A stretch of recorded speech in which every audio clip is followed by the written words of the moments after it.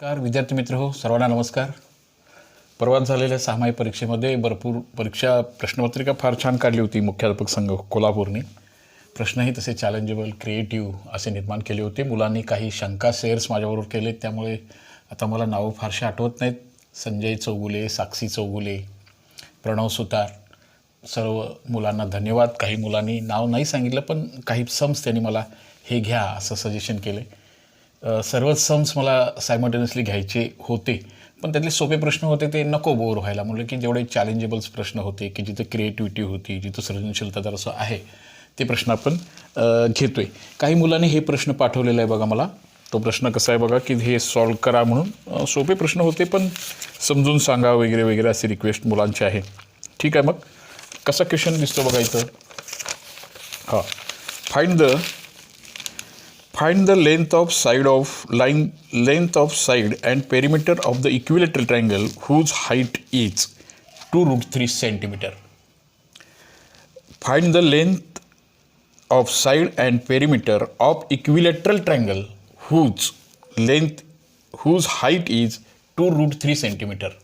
समजलं का बघा त्याचा अर्थ. Find the length of equation. पहिल्यांदा ते समजलं तर पाहिजे आपल्याला की कसं काय करायचं होतं, काय प्रॉब्लेमचा भाग आहे तो नीटपणे समजला पाहिजे, आणि मग आपल्याला तो क्रिएट करता येईल, तो सॉल्व करता येईल. Find the length of side असं म्हटलं होतं. एक इक्विलॅटरल ट्रँगल आहे. Equilateral triangle means a triangle whose all sides are congruent to each other. लगेच इक्विलॅटरल ट्रँगल झाल्याबरोबर तुम्हाला माहिती असू दे की all sides are congruent, all angles are also congruent, each angle is 60 degree. हे तुमचं कॉमन नॉलेज हे व्हायला पाहिजे होतं. आणि whose height is given there. Height means perpendicular distance from this to this is given here, that is AD, that is 2√3 असेल. त्याची height जर 2√3 असेल त्या इक्विलॅटरल ट्रँगलची, तर आपल्याला ह्याचं साईड किती असेल आणि ह्याचं पेरिमीटर किती असेल, असा सिम्पल प्रश्न होता. तुम्ही मिनिंग लक्षात घेऊन अंडरस्टँडिंग करून, विशेषतः मॅथ सेकंडमध्ये ते बघायचं आहे बाळांनो. 9thमध्ये थोडासा जो दुर्लक्ष झालं, 9thमधल्या कन्सेप्ट्स नाही क्लिअर झाल्यामुळं थोडंसं चॅलेंजेबल वाटेल तुम्हाला, पण आपल्याला ते स्टडी करायचं आहे. आता बाकीचं काय इथं राहत नाही आहे. हे ट्रँगल फक्त एवढाच ट्रँगलमध्ये जायचं आपण. आता अँगल B 60 डिग्री आणि इथं 60 अंशाचा, हा 90चा हाईट असल्यामुळे आहेच, हा 30चा झालाच आहे. 30, 60, 90 थेरम इथं यूज बसतो. 60ची जी अपोजिट साईड असते तीच आता तिथं हाईट आहे बघा, उंची. 60ची जी अपोजिट साईड आहे तीच त्याचं हाईट आहे, त्याची उंची आहे. आणि ती जी उंची आहे ती AD आहे. AD ही वर्गमुळात 3/2 पट असते त्याच्याच हायपोटेनेसच्या. हा आहे अपोजिट साईड ऑफ 60 डिग्री किंवा 30, 60, 90 थेरम. 30, 60, 90 थेरम. 30, 60, 90च्या काटकोन त्रिकोणामध्ये 60 अंश कोनासोबत बाजू ही कर्णाच्या वर्गमुळात 3/2 पट असते. Okay, that's answer. हे असावं. हे नॉलेजमध्ये, प्रिव्हियस नॉलेजमध्ये आपलं ते भाग आहे. वर्गमुळात 3/2 AB we don't know side, but height is given here, that is 2√3. मुलांनी ते समजावून सांगा असं सांगितलं आहे. माझं ते ड्युटी आहे की मला ते एक्सप्लेन करणं. तिथं बघा हे तुम्हाला प्रॉब्लेममध्ये तर त्याची हाईट 2√3 दिली आहे. त्या हाईटच्या ठिकाणी हाईट भरायला पाहिजे होती. आता साईड आपल्याला माहिती नव्हती, तिला आपण जरासं उंगली टेढ़ी करने से सब कुछ होता है. 2√3 × 2 डिवायडेड बाय √3. समजलं का बघा. आत्ता कोणीतरी गुणिले होणार, कोणीतरी भागिले होणार. येस. आणि मग आपल्याला हे √3 आरामात निघून जातील आणि ABची किंमत बेदोनी 4 राहील. हे 4, हे 4, हे 4. The sides of the triangle is 4 cm. And what is perimeter? Perimeter means sum of all sides. That is, perimeter is equal to 4 + 4 + 4. That is equal to, बोला, 12 cm. That is the perimeter and this is the side. सोपा प्रश्न होता ना बाळा, सोपा प्रश्न आहे. 30, 60, 90चं application आहे. बेसिक फिगर काढणं, त्यातल्या कन्सेप्ट्स नीटपणे बसवणं, हा त्याचा महत्त्वाचा भाग होता किंवा तो आहे. आलं लक्षात? कसं लक्षात आलं का बघा. 30, 60, 90 हाईट, त्याचं फिगर काढता यायला पाहिजे. त्याची हाईट आपल्याला कुठं असणार, त्याचं परफेक्ट अंदाज, ह्याचा सराव, प्रॅक्टिस तुम्हाला नाही आहे, ती प्रॅक्टिस करायची आहे. प्रॉब्लेम नीटपणे वाचायचा आहे आणि ते फिगर सेल्फ काढून आपल्याला सेल्फ प्रॅक्टिस करायचं आहे. सर्वात सर्व शाळेतल्या शिक्षकांनी तुम्हाला हा पेपर पुन्हा सोडवायला सांगितलेला आहेच. माझी रिक्वेस्ट आहे बाळांनो, सर्वच विषयाचे पेपर, विशेषतः मी विज्ञान 1च्या पेपरला विशेष मान देईन. विज्ञान 1सुद्धा एक क्रिएटिव्ह पेपर करण्यामध्ये मुख्याध्यापक संघ कोल्हापूर यशस्वी झाला आहे. धन्यवाद ज्या शिक्षकांनी तो मॅथ्स 1चा पेपर क्रिएट केला आहे. मॅथ्स 1चा पेपरसुद्धा बाळांनो की सेल्फ सोडवा, स्वतः सोडवा, पुस्तकाच्या बाहेरच्या गोष्टी कशा त्याच्यामध्ये इन केले, तसं पुस्तकाच्या बाहेरचं काहीही नाही असंही म्हणता येतं आणि सर्व काही पुस्तकामधलंच होतं, पण नॉलेज क्रिएटिव्ह कसं करायचं असा भाग होता. यासाठी बाळांनो तुम्ही हे सॉल्व करायचं आहे, तुम्हाला सेल्फ प्रॅक्टिस करायची आहे आणि तुम्ही ते करणार आहात. सर्वच पेपर माझ्या गणित मैत्री परिवाराला जॉईन असणाऱ्या, सबस्क्राईब असणाऱ्या बाळांनो सबस्क्राईब करा. मी सर्वच अभ्यासक्रम व्यवस्थितरित्या पूर्ण केला आहे. राहिलेले पोर्शनसुद्धा तुम्हाला सगळे मिळतील. या सर्व मित्रांना माझी विनंती आहे की हे टर्मिनलचे जे 6 माहिती पेपर होते, मुख्याध्यापक संघाचे जे पेपर्स आहेत, ते पेपर्स बाळांनो न बघता पुन्हा सॉल्व करा. तुमच्या प्रिलिम एक्झामिनेशनला, बोर्ड परीक्षेला एक ताकद देणारे पेपर्स आहेत आणि ते सेल्फ करणं, प्रॅक्टिस मेड मॅन परफेक्ट. तुम्ही सेल्फ प्रॅक्टिसपासून दूर गेला आहे ही खंत आहे. एक गणिताला पास होऊन जाणं ह्याच्याबद्दल चिंता नाही बाळगायची, पण थोडंसं अलर्ट राहायला पाहिजे.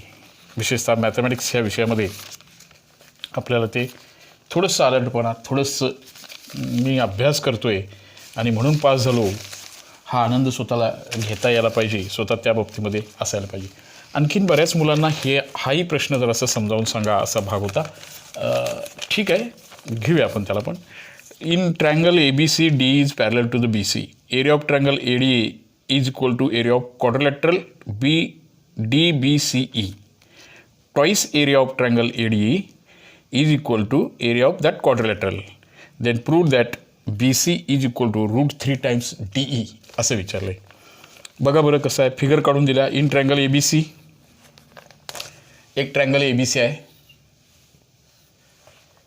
ABC be the triangle given there, and then one side is parallel to the one side of triangle ABC. That's length is given here, that is DE is parallel to the BC, given parallel hai. Now this area of twice area of triangle ADE is equal to area of that quadrilateral. हे 100 असेल तर हे 200 आहे, हे 50 असेल तर हे 100 आहे. DBCE हा एक समजून घेण्याचा भाग होता. आणि देन प्रूव्ह दॅट BC अकेला BC is equal to √3 times DE हे आपल्याला प्रूव्ह दॅट करायचं होतं. किंवा अजून काही पुढचा भाग विचारला, find the AD is DB, AD is DB. हा पण भाग पुन्हा नीट लक्षात घ्या. ज्यांनी हे 9thपासूनच्या गोष्टी, 8thपासूनच्या गोष्टी नीटपणे लर्न केलेत त्यांना तो विशेष अडचणीचा भाग नाही आहे, इझी वन आहे. हे पॅरलल लाईन दिलं ना, थोडंसं parallel lines, 2 parallel lines and 1 transversal. these 2 lines are parallel. Are these 2 lines are parallel? These 2 angles must be congruent. DE is parallel to the BC, that is given. पक्ष आहे बाळांनो. DE is parallel to the BC. So that angle D and angle B must be equal. D is equal to angle B, corresponding angle. संगत कोन. संगत कोन. 2 समांतर रेषांना एका छेदिकेने छेदले असता निर्माण होणारे संगत कोन एकरूप आणि एकरूपच असतात. Similarly, this is also corresponding angles on this side is also. These 2 angles are also corresponding angles. हे बाळांनो सहज झालं पाहिजे. E is congruent to the angle C. हा सुद्धा करस्पॉन्डिंग अँगल आहे. बस ह्या 2च वाक्यातून आपल्याला एक सेंटेन्स मिळतं की हे 2 triangles must be similar. Therefore the triangle ADE is similar to the big triangle ABC. Yes?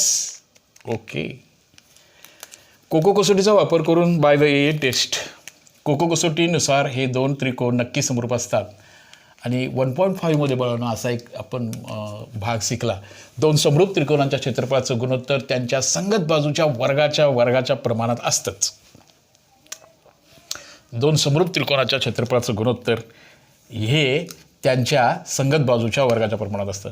Area of triangle ADE हे आणि मोठं ट्रँगल हे नीट लक्षात घ्या.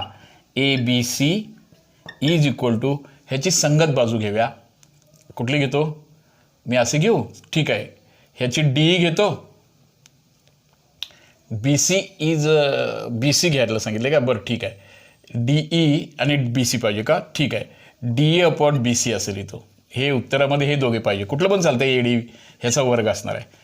हा एक भाग याचा प्रिव्हियस होता. हा समजून घ्यायचा भाग इथंपर्यंत होता.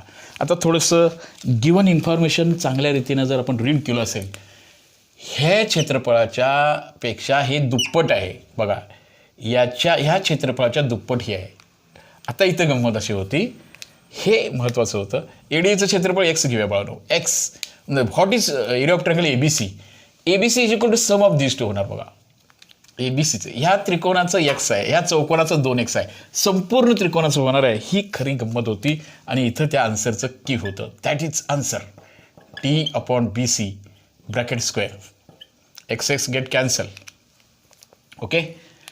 बघा बरं आता कसं राहिलं, कसा भाग राहिला बघा. ओके. हे बघा आता x तर गेलं म्हणजे काय राहिलं सांगा बरं. 1/3 is equal to DE upon BC. तेच आन्सरमध्ये पाहिजे होतं याचं. Taking square root on both side. 1 square √3चं स्क्वेअर आणि DE हे गेलं बघा, वरचं स्क्वेअर निघून गेलं बघा आणि हे BC राहिलं.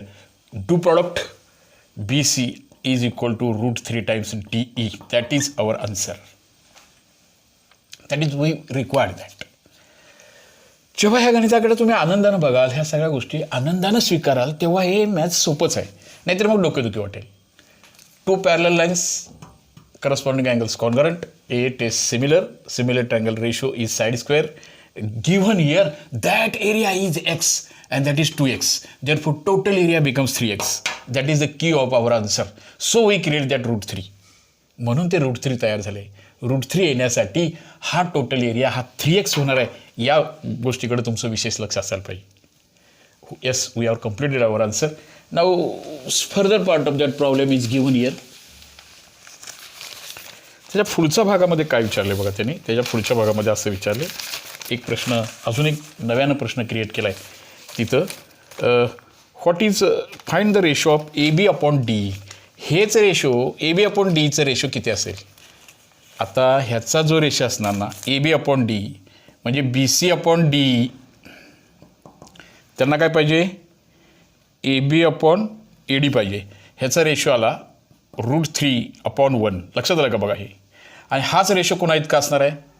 ह्याच्या तिन्ही साईड घ्या की AD upon DB, sorry AD upon पहिली दोन त्रिकोण कुठे गेले, AD अपॉन AB हे तेवढंच असणार की. म्हणजे याचा आन्सर काय लिहिणार तुम्ही आता. AD अपॉन म्हणजे AB अपॉन, ह्याचं उलट करूया फक्त AB अपॉन AD. जरा समजलं का बघा. परत एकदा सॉल्व करतो, दाखवतो मी. हे तुम्हाला आन्सर कसं आलं बघा. हे सिमिलरिटी, ज़्यादा से ज़्यादा प्रॉपर्टी, ज़्यादा से ज़्यादा लर्न करणं, 9thवर डिपेंड राहणं, वेल स्टडीड असणं, कॉन्सन्ट्रेट करणं, ह्या साऱ्या गोष्टी पाहणं इथं आवश्यक आहेत आपल्याला. आणि त्यामुळे ते आपण करत राहायचं आहे. मॅथ्सकडं सर्वांचं लक्ष असायला पाहिजे.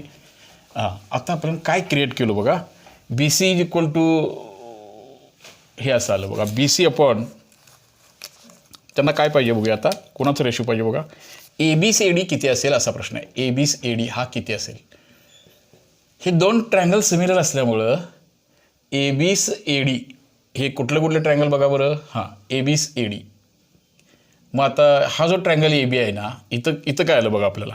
BC अपॉन DE किती आलं बघा. BC अपॉन DE हे इथं आलं. हे √3/1 आलं.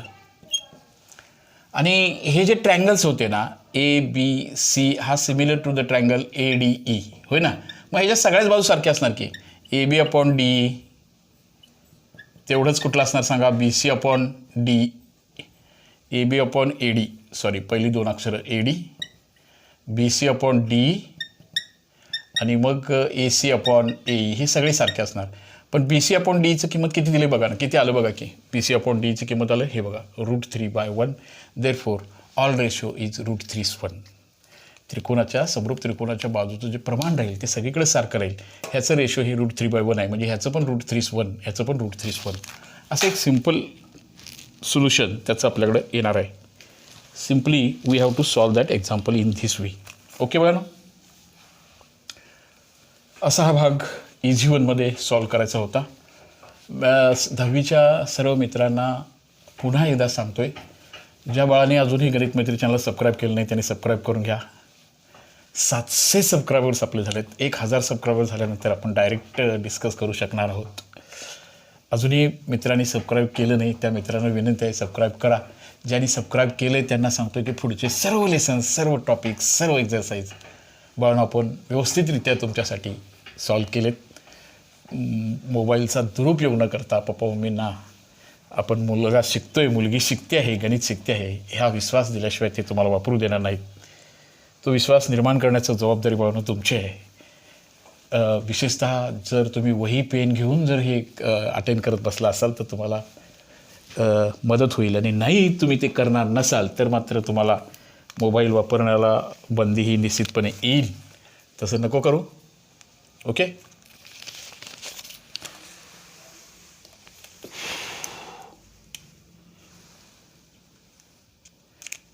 चला पुढे जाऊया.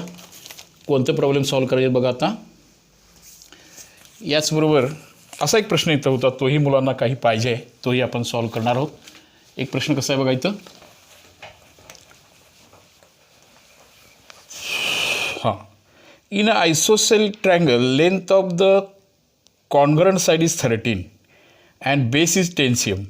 Find the distance between vertex of opposite base and the centroid. Vertex of opposite to the base and the centroid. पुन्हा फार सुंदर प्रश्न तयार केला आहे. एकदम सोपा प्रश्न, पण थोडंसं पायथागोरसचाच आहे, पण विचारला आपल्याला ह्याच्यामध्ये पायथागोरसच, पण विशिष्ट यंत्रणेमध्ये तो बसवला. आपल्या बेसिक नॉलेजवर आधारित असणारा हा भाग आहे. इन अॅन आयसोसेल ट्रायंगल, एका समद्विभुज त्रिकोणामध्ये, समद्विभुज त्रिकोण पण सनसनीत काढतो, समद्विभुजच वाटला पाहिजे. In a isosceles triangle length of congruent side is 13. ह्या दोन्ही बाजू कॉन्ग्रंट आहेत, त्याची बाजू 13 आहे. And base is 10 cm. Okay, find the distance of the distance between the vertex of opposite to the base and centroid. आता centroid हा इथं येणार बघा ह्याचा. ओके, आता इथं जे येणार नाही तर आपण ह्याचं हाईट काढूया. इथं सेंट्रॉइड बरोबर इथं येणार आता ओ, आणि मग इथून इथंपर्यंतचं अंतर पाहिजे. लक्षात आलं का? हे 10 आहे म्हणजे हे असं आहे बघा. 10 आहे म्हणजे हे असं आहे. लक्षात आलं का तुमच्या? हे 5-5 होणार. ह्यासाठी सुद्धा मार्क्स आहेत तुम्हाला. हे PQRS, हे जे QS आहे, QS is equal to SR is equal to 5, total is 10. लक्षात आलं आता तुमच्या? हे पायथागोरस प्रमेय वापरायला पाहिजे आणि PSची लेंथ आपल्याला शोधायला पाहिजे होती. लगेच क्लिक व्हायला पाहिजे होतं तुम्हाला सुद्धा. हां, ओके. हां, PQचा वर्ग, पायथागोरस कर्णाचा वर्ग हा बाजूचा वर्ग आणि बाजूच्या वर्गा इतका असतो बाय पायथागोरस थेरम. इथं येणार आहे बाळांनो 13चा वर्ग, QSचा वर्ग म्हणजे 5चा वर्ग. PS माहिती नाही आहे बाळांनो. ह्याचं उत्तरही तुमच्या मनामध्ये तयार झालं. 13चा वर्ग 169 -25 is equal to x². Okay, आणि मग आपल्याला पुढे जायचं आहे. 144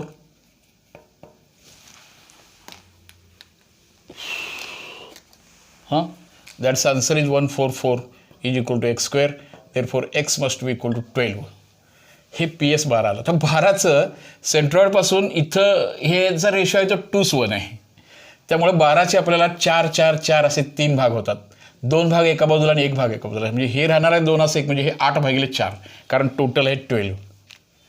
त्यामुळं हे व्हर्टेक्सचं डिस्टन्स येणार आहे from the centre is base, that is 8 येणार आहे टोटल. हे 2:1 प्रमाणामध्ये जातं वगैरे वगैरे. हा जो बेसिक भाग होता हा आपल्याला लर्न करायचा होता, किंवा असा भाग आपल्याला पडसी वापरायचा होता. पुन्हा सर्कलमधलेही काही प्रॉब्लेम्स, काही गोष्टी मी तुम्हाला याच्यापूर्वी सांगितल्या होत्या आणि तेही प्रश्न तुम्हाला सॉल्व करणार होतात. सर्कलमध्ये मोस्टली ह्या गोष्टी तुम्हाला बघायच्या होत्या, म्हणजे ते आपल्याला कळालं असतं किंवा तो भाग क्लिअर अतिशय चांगल्या रीतीने झाला असता. आता सर्कलच्या बाबतीमध्ये एक गोष्ट त्याने अशी विचारली होती. इथंही शहाणी किंवा हुशार मुलंसुद्धा इथं कन्फ्यूज झाली म्हणजे काय झालं? एकदम सोपा प्रश्न होता. प्रश्न सोपा आहे, लक्षात घ्या, पण त्याचा सरावच तुम्ही कधी केला नाही. जगातली प्रत्येक गोष्ट प्रॅक्टिस मेड मॅन परफेक्ट. मला ह्याच हाताने लिहिता येतं, ह्या हाताने लिहिता येत नाही, कारण मला प्रॅक्टिस नाही. Practice made man perfect. माझा हा 30 वर्षाच्या अनुभवाचा हात आहे आणि ह्याला मात्र एकही वर्षाचा अनुभव नाही किंवा पहिलीच्या मुलासारखं अक्षर निघतात. ह्याचं कारण की तो भाग असतो. तसं काही गोष्टी तुम्ही नीटपणे बघितलं नाही आहे. ह्या सर्कल आणि याच्याबद्दल हे जे डिस्टन्स आहे,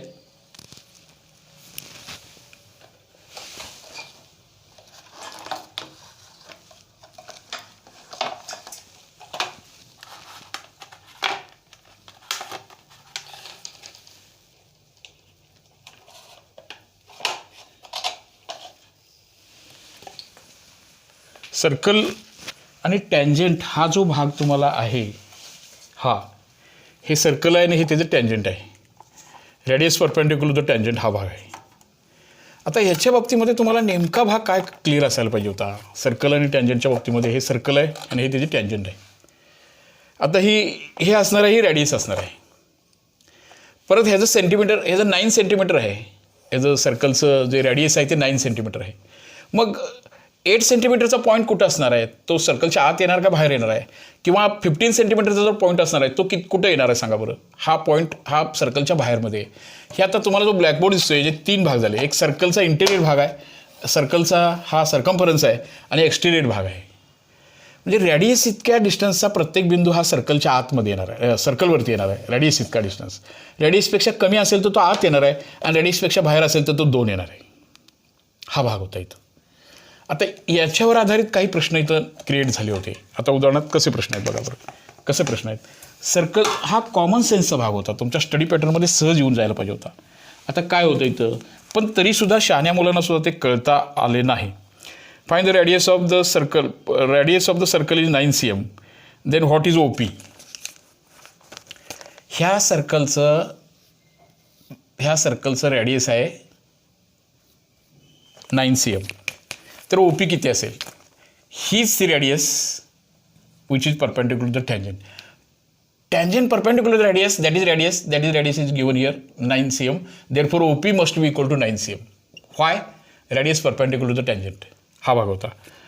नंतर OQ is a point whose distance is 8 cm. आता लक्षात घ्या, हे 9 होतं, 9चं हे सगळं होतं, हे 8चं कुठं येणार? इंटेरियरमध्ये येणार.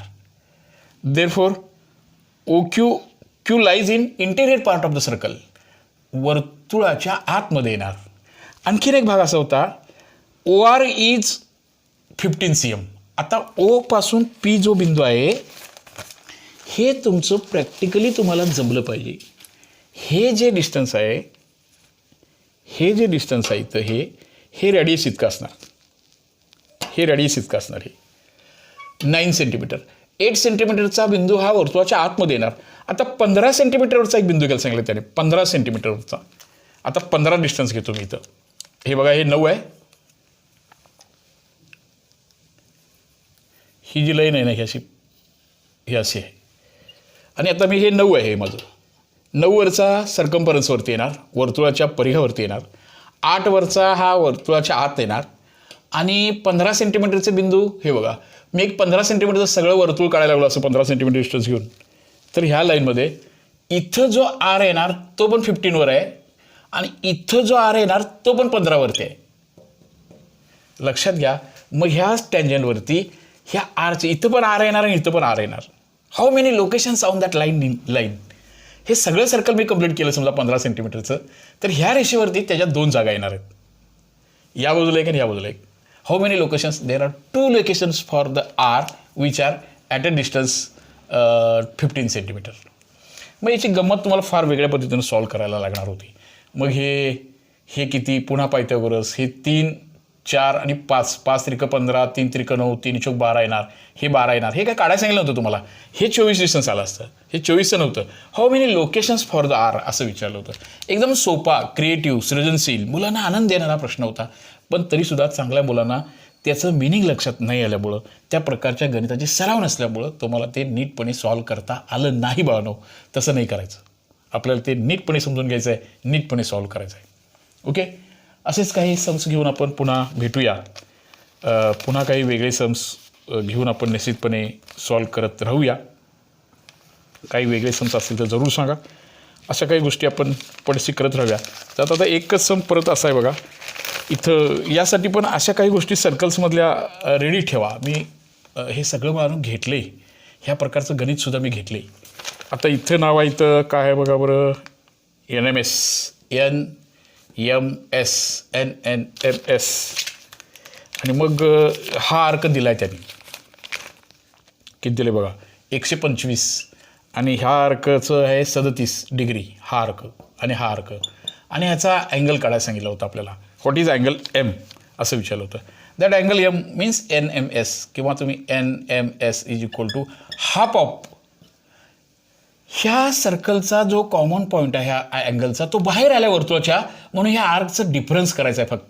फक्त 125 वजा 37 यांची वजाबाकी करायची आहे. आता याची वजाबाकी करा आणि तुम्हाला जी वजाबाकी येईल त्याला 2 आपल्याला भागायचं आहे. 125मधनं 37 गेले, चला 15तनं 7 8 उरले. आणि आता 12तनं किती गेले बघा बरं, 4 गेले, 8 राहिले, 7 आणि 15 म्हणजे 88 राहिलं. याचं 88ला 2 भागा, त्याचं उत्तर 44 अंश येणार आहे. हा तुम्ही लक्षात काय घ्यायचं आहे, कसं लर्न करायचं आहे. असा जो कोन वर्तुळाच्या बाहेर गेला आहे तेव्हा तो बाहेरचा कोन काढताना ह्या 2 कंसांच्या वजाबाकीचा हाफ करायचा आहे. हे नीट लक्षात घ्या.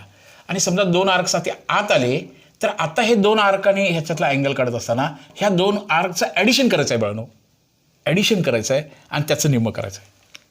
इथेही 2 आर्क आहेत, पण हे त्याचा कॉमन पॉईंट आहे तो, म्हणजे जो angle of that angle is outside of the circle, therefore we make the difference and then half. इथं ॲडिशन हाफ करायचं आहे. असे काही सम्सना घेऊन आपण पुन्हा तुमच्या शंका, तुम्हाला जे पाहिजेत त्या गोष्टी आपण पुन्हा लर्न करूया. ओके बाळांनो, आता थांबूया. धन्यवाद तुम्हा सर्वांना. गणित मैत्री चॅनलला सबस्क्राईब करा. सगळ्या पहिल्यापासूनचे लेक्चर्स अटेंड करा. पुढचा भागसुद्धा बघा. सगळ्याच्या सगळा आपण सॉल्व केला आहे. प्रत्येक एक्झरसाईज सॉल्व केली. तुम्ही बघत राहा. ओके, धन्यवाद.